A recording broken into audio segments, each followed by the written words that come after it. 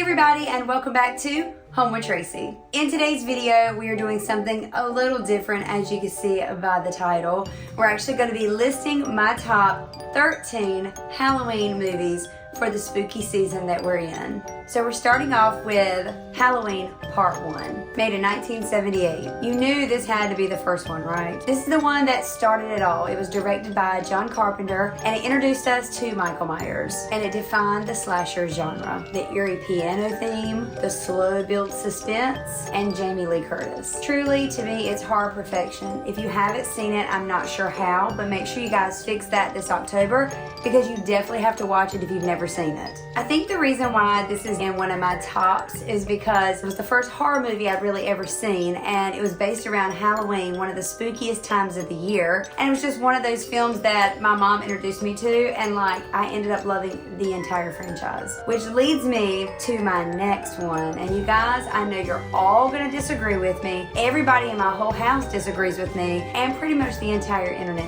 But Halloween Part 3, Season of the Witch. It didn't even include Michael Myers. He wasn't even in the film, but something about the kids and the mask and then all the weird things that happen. I don't want to give it all away if you've never seen it, but it's one of those movies where I think because everybody wanted Michael in it so bad and he wasn't, it threw them off. Because it was the third one in the franchise and they had him in Part 1, Part 2, then Part 3. He's nowhere and isn't even mentioned. I don't know, for me, it's one I enjoy. I like the theme and it worked for me, but a lot of people don't like it. So you're gonna have to let me know down below, was it one you enjoyed or one you passed? So if you don't know what it's pretty much about these masks that are being made, and they have a little silver shamrock emblem on the back, which actually does something really awful to the children that wear it on Halloween. Now, as I've said before, I do like all of the Halloween movies. I really do. Even the new ones, maybe except the last one, was not my favorite. But the last one in this franchise would be Halloween H2O. That one actually is really good. It picks up 20 years later from the original film of 1978, and it brings Laurie Strode back onto the screen. But this time, she's not a scared teenager. She's actually working for a college, and her son goes there. She is living under a completely different identity, trying to hide from Michael, but it doesn't work. He does find her. I don't want to give it all away, because I don't know if you guys have seen these or not, so I'm trying not to. I'm trying to do my best. But that one's really good if you're into the whole creepy college campus vibe at night. Yeah, you have to watch that one. That one definitely made the list. Okay, so not all the movies in my list are going to be scary. I do have some more scary ones. Actually, Halloween Town made the list as well. Halloween Town Part 1 is a great movie. It actually was filmed in 1998, and this one is pure Halloween magic. Halloween Town is a family-friendly movie that's on Disney Channel, and so many of you probably grew up watching this. My kids did, and I love it. It follows a 13-year-old girl named Marnie Piper who finds out on Halloween night that she comes from a long line of witches, and her grandmother lives in a secret place called Halloween Town, where it's Halloween all the time and magical creatures live openly. But of course, something dark is threatening the town, and it's up to Marnie and her siblings to save it. It's quirky, colorful, and full of charm. It's not scary, but full of nostalgic Halloween vibes. They make it perfect for a cozy October movie night. And the next one in the lineup is gonna be, you guessed it, Halloween Town Part 2. Now I will say, after Part 2, I didn't like the other ones. The third one was okay, and the fourth one, they completely changed Marnie. So when they did that, I was just kind of like, okay, yeah, was not my favorite. Have I watched them? Yes. Will I watch them again? Also yes. 1 and 2 is definitely my favorite. 2 picks up many years later. Part 2 is actually Calabar's Revenge. This time Marnie is definitely more confident in her powers, but things go a little sideways when this mysterious boy comes into town named Cal, showing up at her family's Halloween party. Spoiler alert, he's the son of Calabar, the villain from the first movie, and he's out for revenge. It's up to Marnie to stop him. They travel between worlds and face off against powerful spells and creepy transformations. It's all the fun Halloween energy of the first movie, just a sequel, but it's just as good. You definitely have to check that one out too. Okay,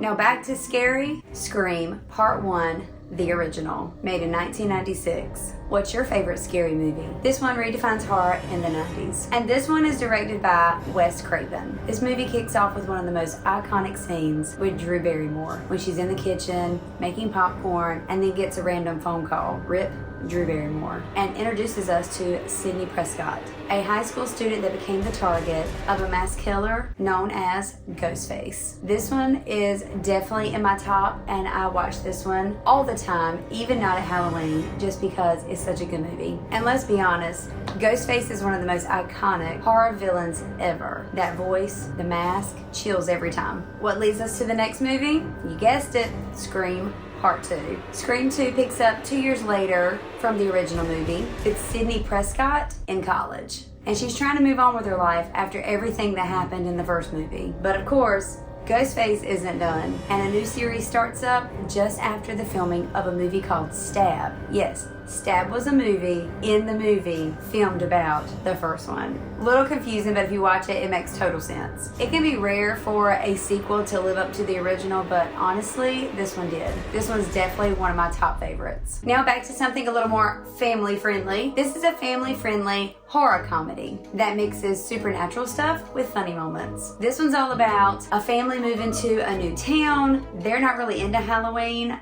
but the whole neighborhood is. So therefore they're like, should we not? Well, the daughter decides to celebrate Halloween, but before that happens, she finds something really creepy in the attic while she's digging around, and she probably shouldn't have lit the pumpkin. That's all I'm gonna say. This one's really good, and we've watched this multiple times. You guys definitely have to check that one out. The next movie I'm gonna list had some mixed reviews. Some people loved it, some people did not like it at all, but it's called Haunt, and it was a really good movie. It follows a bunch of teenagers on Halloween night, and they end up getting together at a party and then leaving the party early and deciding to go find a haunted house to go through. So they decide to go in, venture out, and see what it's about. But the haunted house is not your average haunted house. It actually turns lethal. The friends are forced to go through different rooms and different obstacles, and the haunted attraction becomes a trap. This was a little more on the gory side, so if you're not into that, you might want to skip. But if it doesn't bother you,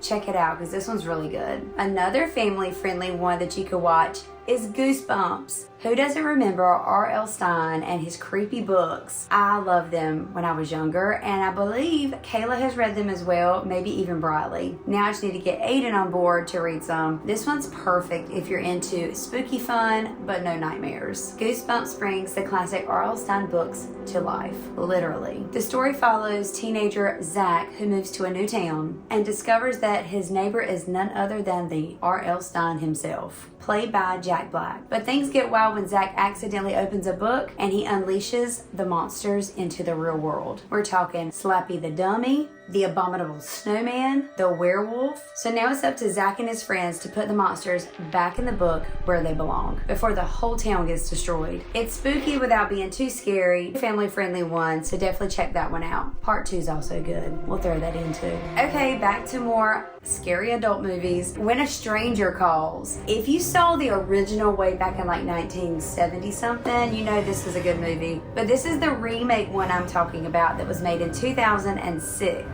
Yes, it is still 19 years old, but it's really, really good. It's about a teenager named Jill that is babysitting for the night. She got in trouble with her parents, so she has no phone, no car. Where Jill is babysitting is very remote and in the middle of nowhere. Gorgeous house, but in the middle of nowhere. And everything seems to be going just fine until the phone rings, and the person continues to call back throughout the whole entire night. And a strange voice is on the other end of the phone, asking, "Have you checked the children lately?" No, this isn't like a typical based on Halloween movie, but the reason it works for Halloween, it's suspense driven and thrilling. There's no gore in this one, just tension. That's why it works. The next movie is not so teen friendly probably, although I think I watched it when I was a lot younger. It's Vacancy. If you guys have ever seen that movie, you know exactly what I'm talking about. It follows a couple. They travel through a remote area when their car all of a sudden breaks down. Of course it does, right? They end up checking into a creepy rundown motel. But things take a terrifying turn when they find cameras in the room. The motel owner is actually filming the guest. But things take a real big turn turn from there. Not gonna give it away. A lot goes down in this movie, so I'm just warning you. If you like suspense, you're into horror and a little gore, it's one of those. Another good one is Joyride Part 1.